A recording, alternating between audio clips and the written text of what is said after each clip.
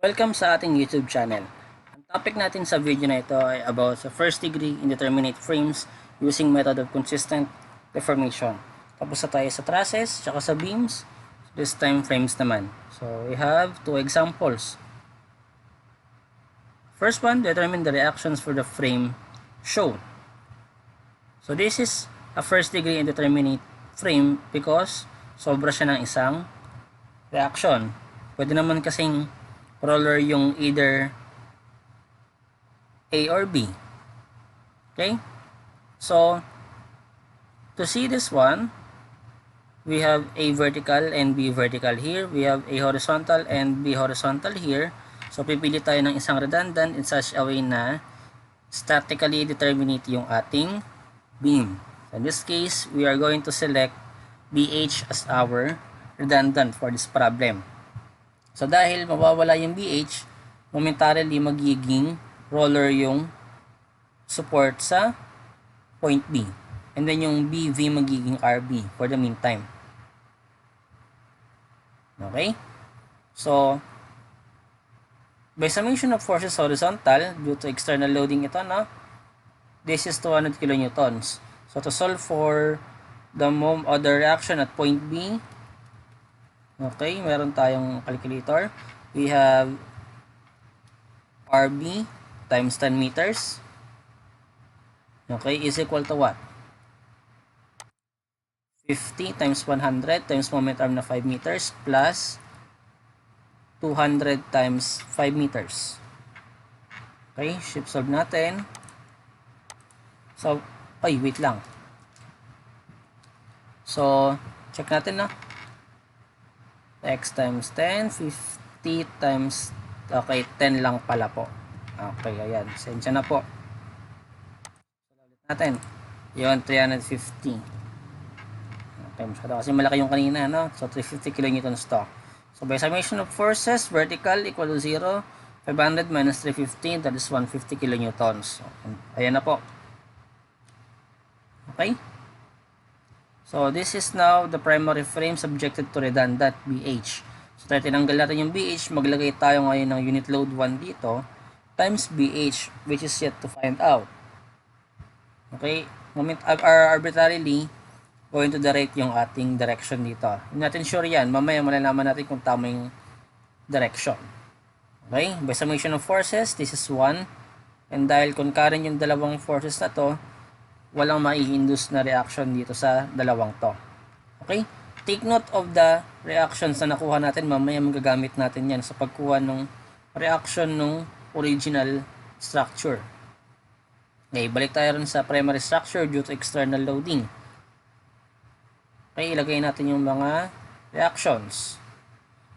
Okay? So obviously, dito sa segment BD at point D, 350 kilonewtons to. Wala nang iba. Pasa natin siya sa point D, sa CD by means of principle of transmissibility. Okay, 50 times 10 is 500 minus 350, 150. So, ito yon. So, meron kayong moment sa point C. Let us check. Okay. So, we have what? X. Hindi natin alam yung direction, no? Assume na lang natin na clockwise. Plus 50 times 10 times 5 minus 350 times 10. Equal to 0. Shift solve natin. Yun, 1,000. So, positive. Dahil positive, tama yung direction. Or tama yung assumption ng direction na clockwise siya. So, punta muna tayo sa point C at joint or at segment AC. So, 200 kilonewtons to resist the 200 kilonewtons sa point A. Also, 150 kilonewtons. Then 200 kilonewtons times 5 meters, that is 1,000 kilonewton meter. Okay. So take note that point C is subjected to a 200 kilonewton going to the right. So kung itatransmit natin lahat ng loads just before point C, ito yung mga yun, no? And then source with doon galing sa segment CD. Kaya yun, na-counteract yung 200 kilonewtons doon sa joint C.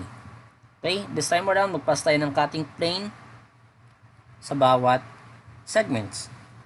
So, for segment AC, ito yung cutting plane natin. Let us select A as our origin. So, ito yung assumption ng positive moment. This is distance x. So, we have m plus, or rather minus 200x equal to 0. So, we have m is equal to 200 times x. Next, dito tayo sa segment CD. This is our cutting plane. This is the assumption of our positive moment. Let us set origin at point C. Take note of the origin days, no? So we have what? M minus 1000 minus 150x plus 50x times x over 2. Okay, so ayan po yun, no? So M minus 1000 minus 150x plus 50x times x over 2 equal to 0. So M is equal to 1000 plus 150x minus 25x squared. Okay, for BD naman, ito yung cutting plane natin. Consider natin na origin yung point B. Ito yung assumption ng positive moment. Okay, this is distance x, so therefore, wala namang i-resist yung moment, so therefore, this is 0. Take note of these values. Okay? Punta tayo ron sa may redundant BH. Okay, yung unit load 1. Ilagay natin yung mga reactions. So, 0 ito. 0 din yan. May unit load 1 going to the left sa point D. Pasa natin sa point D sa CD. So, 1 times 5 meters. So, 5 yung moment dito, clockwise. Pagdating sa point D sa CD, counterclockwise siya. Summation of forces vertical, 0 to. Summation of forces horizontal, 1 ito, pakaliwa. And then, summation of moment is 5 clockwise naman to. Let us check. Punta tayo sa point C, sa segment AC. This is 0. This is 1, obviously. And 1 times 5 is 5. Counterclockwise. So, tama lang yung ating mga values. Okay, let's pass a cutting plane at each segment. So, sa AC, ito pa rin. We're going to use the same origin. This is the assumption of the positive moment. But in this case, small m na yung gagamitin natin. So, m.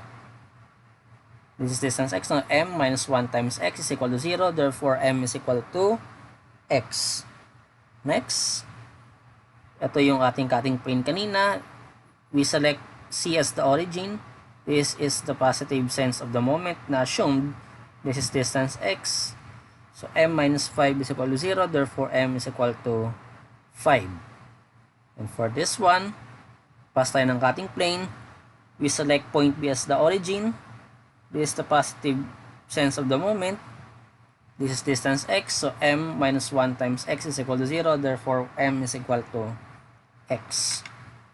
Okay, let's go to the deflected shape of structure. Tinanggalan natin ng BH. So, dahil roller ito, may tendency siyang gumulong. So, most likely, hindi po ito yung sakto. But, let's say ito yung deflected shape ng ating frame. The point here is, magkakaroon ng displacement dito. We will call this as delta prime BH. The first subscript stands for at which joint it is located. And the second subscript indicates that it is horizontal.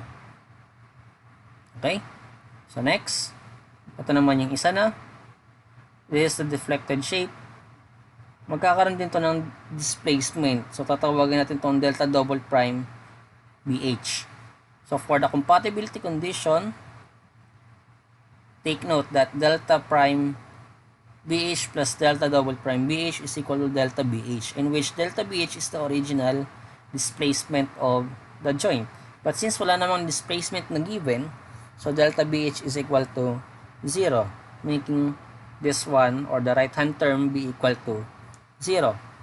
As we all know, sa virtual work method, delta prime BH will be equal to integral of mm over ei dx, and delta double prime BH is equal to what? Integral of small m times small m over ei dx times BH. Bakit po naging ganyan? Kasi yung primary structure niya ngayon is yung mismong sarili niya. Kaya small m times small m. Okay, kinukuha mo kasi yung deflection dun sa structure na yun, na yun din mismo yung loading. Na yun din mismo yung kanyang virtual structure. Okay, so ito po yung ating magiging compatibility equation. So, here's our table. Ito po yung mga origin na sinet natin kanina. Then, the limits is yung length ng segments. Then, this is our moment equations. Okay? Total tayo sa ating calculator. So, integral of 200x times x from 0 to 5. Okay, we have 25,000 over 3 EI. Ito po yun. Next, we have what? Integral of 1,000 plus 150x minus 25x squared times 5. This is from 0 to 10. Okay, we have 137,500 over 3 EI. And obviously, this is 0. Kasi yung M ay 0. Sum up, plus 25,000 over 3 for this one. We have 162,500 over 3 EI. Next, punta tayo sa last column. So, integral of x squared. O, ito na lang. We have 125 over 3 EI. Next, integral of 5 squared from 0 to 10. We have 250 over EI. And then, same lang to dun sa una, kaya 125 over 3 EI. So, sum up natin. So, mag-add tayo ng dalawang 125 over 3 dito to get 1,000 over 3 EI. Substituting to the compatibility equation, so we have 162,500 over 3 EI plus 1,000 over 3 EI BH equal to 0. Therefore, BH is equal to what? Okay, check natin. 162,500 over 3 divided by yung answer. Okay, 162.5. Okay, take note, pag transpose mo to sa kabila, magiging negative. Kaya negative yung magnitude nito. What's the essence of being negative? Okay? Ibig sabihin, mali yung assumption natin ng direction ng unit load 1 kanina. In-assume natin na going to the right yon. Therefore, BH is actually going to the left. Mamaya makikita natin yung direction na yan. So, to solve for the remaining reactions, parang ginawa natin sa trusses. So, ito yung mga reaction kanina. Dun sa primary loading, na walang roller or walang BH, 150 kN yun. Plus 0, ito yung galing sa may unit load 1, times negative 162.5, syempre 150 kN yan. AH is equal to negative 200, negative kasi pakaliwa, plus negative 1, pakaliwa rin yan, times negative 162.5, this will yield to negative 37.5 kN. Ibig sabihin, pakaliwa din yan. And then BV is equal to what? 350, yun yung RB kanina, plus 0, times negative 162.5 equal to 350 kN. So, to sum up this problem, ito yung BH, 162.5 na going to the left. This is AV, 150 kN. AH is 37.5 kN. And BV is 350 kN. Okay, you can check using equations of equilibrium. So, here's our second example. In this case naman, yung column has a twice moment of inertia than the girder under the following loadings. Okay, so at point A, fixed support, and at point B, roller support. So here's the reactions. AV, RB, AH, and MA. So in this case, sobra ng isang reaction yan. Pwede naman kasi fixed support lang yan. Okay? Pwede natin tanggalin yung RB so that point B will become a free end, pero masyado ng basic yon. Kaya ang gagawin natin, magta-try tayo ng ibang paraan. Ano ba yung ibang pwedeng tanggalin dito? Okay, we can consider actually MA as the redundant. So ngayon, kung pinili mo na redundant yung MA, mawawalan ng capacity na mag-resist ng moment yung point A. And what is that type of support? That is a hinge. Okay? So, palitan natin siya ng hinge ngayon. So, etong part na to, that is 15 times 10, 150 ito, Ito naman, 1 half times 30 times 10, that is also 150, making this one equal to 0. Okay? So, by summation of moment at point A equal to 0, makukuha natin yung RB. So, x times 8 meters, counterclockwise tayo, no? Positive. Plus 15 times 10 times 5. Okay? Minus 1 half times 30 times 10 times moment arm na 1/3 ng 3. Okay? Minus 90 times 4 equal to 0. So, shift solve tayo. 13.75. Ito po yun. So, 90 minus 13.75, kayo na pong bahala dyan, 76.25 kilonewtons yan. Take note of these values, babalikan natin yan mamaya. Okay, so since tinanggal natin yung MA, maglalagay tayo rito ng unit couple or unit moment 1. Okay, times MA, syempre yun yung value niyan, no? So, we set counterclockwise moment na 1. Assume lang ito, gagaya nung kanina. Okay, so since walang horizontal component, so 0, then this is a counterclockwise moment, kailangan ma-resist siya ng clockwise na couple. So, 1 divided by 8, yun yung length ng CE, that is 1/8. Okay, please take note of these values. Later on, babalikan ulit natin yan. Okay, balik tayo rito. Lagyan natin yung mga reactions. Okay, this is 13.75. Okay, 15 times 10 is 150. So, kailangan ma-resist yan dito. And then, 15 times 10 times 5, ilan yon? 15 times 10 times 5, 750. Okay, so ito po yon. Lahat ng reactions dito sa point E, ilagay natin sa point E sa segment CE. Okay, with opposite direction. 90 minus 13.75, 76.25. Okay, 150 ito, no? Going to the left. Ito yung 76.25. Okay, so may moment ba sa CE? Tingnan natin. So, moment, let's say positive x clockwise plus 750 plus 90 times 4 minus 13.75 times 8 equal to 0. Shift solve. Okay, negative 1,000, which means opposite yung direction. Counterclockwise talaga siya. Okay, so ipasa natin lahat to doon sa point C sa segment AC. Ito opposite direction. So, check natin, obviously, yung 1,000 na lang i-check natin dito. So, we have 1 half times 30 times 10 times moment arm na 2/3 ng 10. Yun, 1,000. So, tama po yung mga nakuha natin na values. So, we may now proceed by passing a cutting plane at each segment. Pisa natin sa segment AC.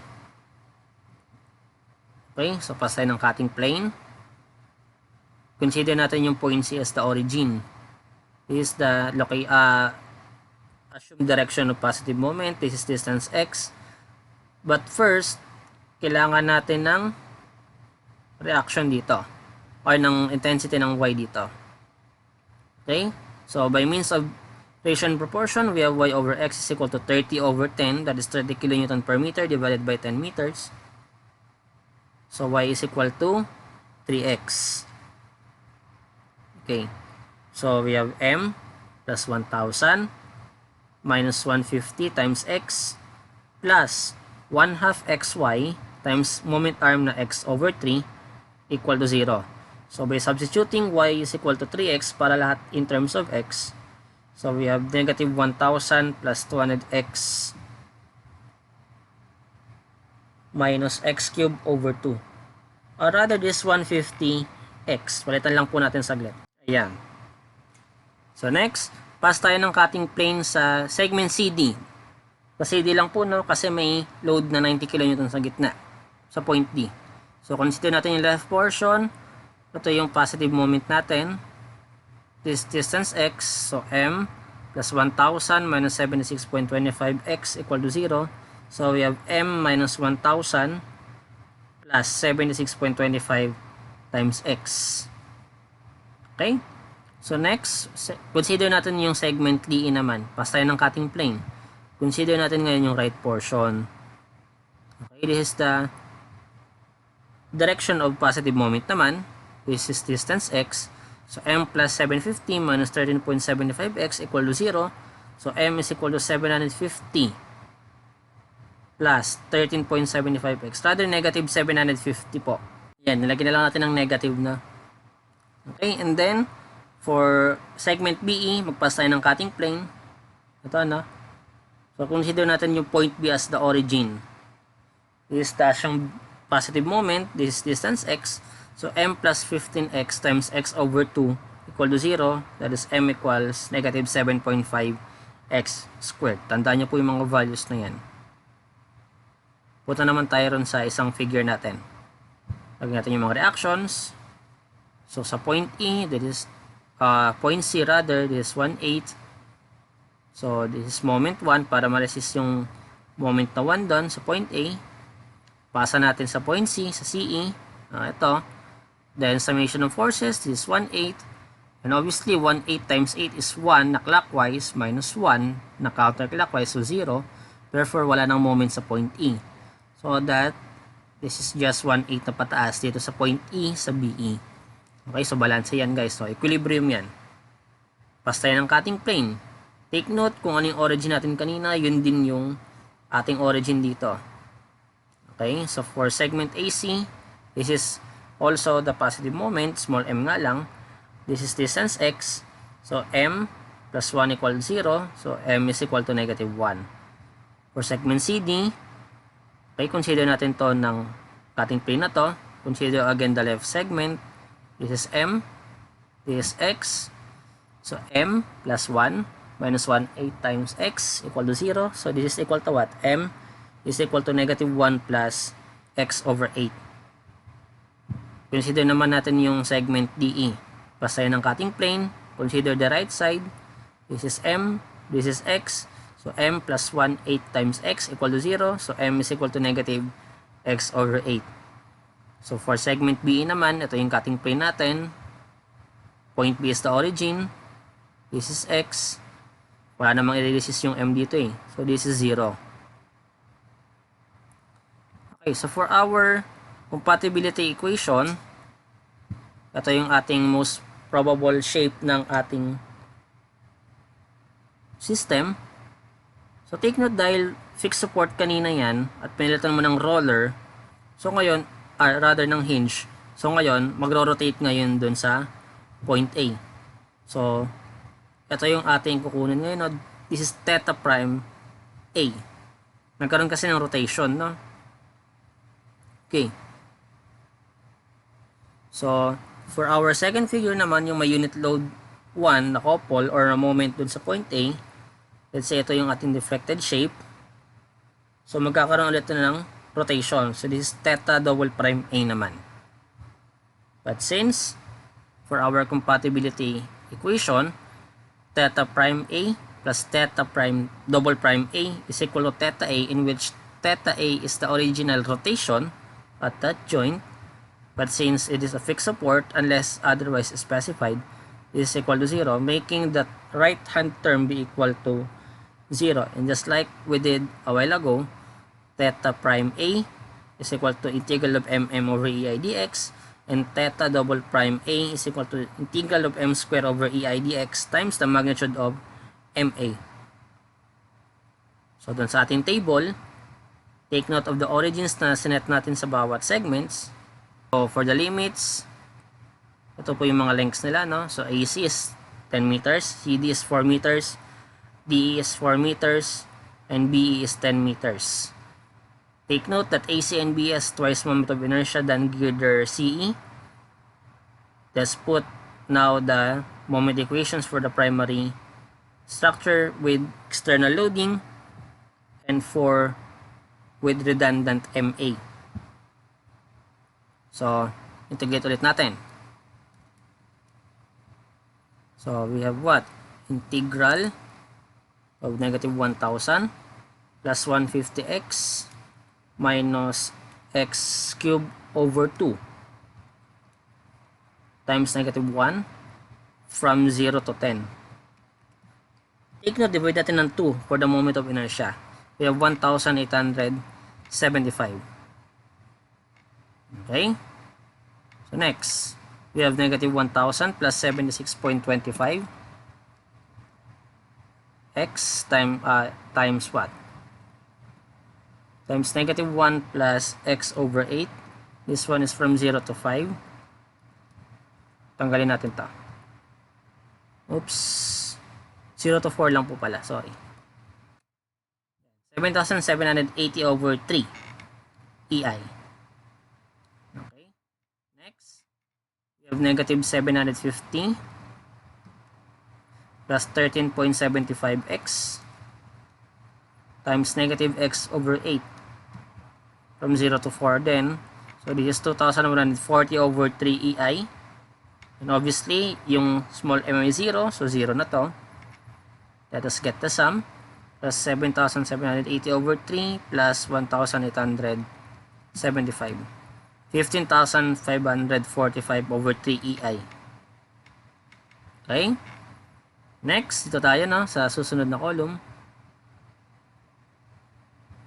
Okay? So ito po yun. Negative 1 squared from 0 to 10 divided by 2. So 5 over EI. Okay, next. Ito yun na. So negative 1 plus x over 8, the quantity squared. 7 over 3 EI. Next, negative x over 8 squared. 1 over 3 EI. And then obviously 0 to. So sum up natin, plus 7 over 3 plus 5, 23 over 3 EI. So, for our compatibility equation, o substitute natin itong mga to.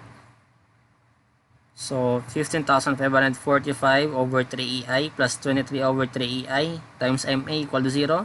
O divide natin ito, no?